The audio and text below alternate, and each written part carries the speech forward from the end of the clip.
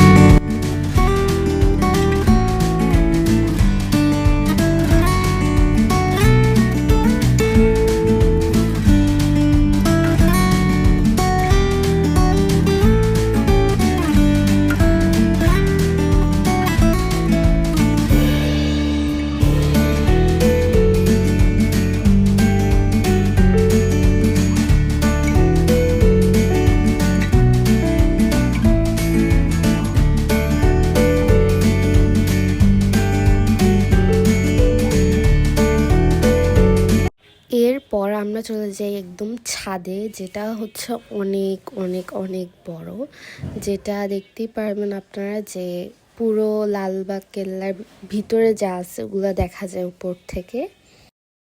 আর এটা হচ্ছে নাকি সুড়ঙ্গ রাস্তা, যেটা নাকি বর্তমানে বন্ধ, যেটার ভিতরে নাকি মানুষ গেলে আর আসে না।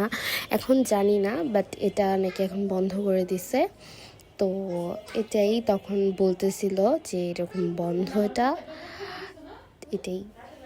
এরপরে ছাদে এটা ছিল হচ্ছে বাগান, যেটা রাজারা বাগান করতো যেখানে।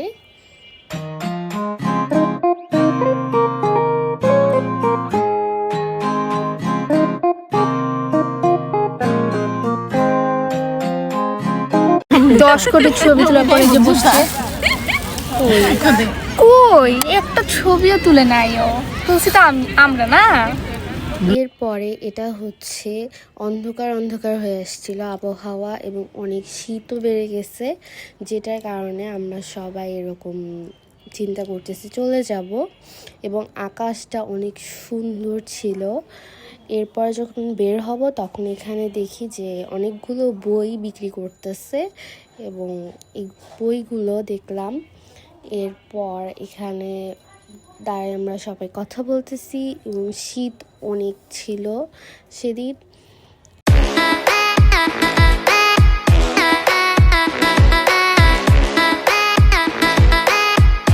এরপর আমরা চলে যাই রেস্টুরেন্টে চলে যাওয়ার পরে আরিবা তো সেখানে খেলতেই শেষ, খেলার জাস্ট ওরকম কিছু ছিল না, বাট আরিবা দেখে আরিবা পুরা একদম শেষ।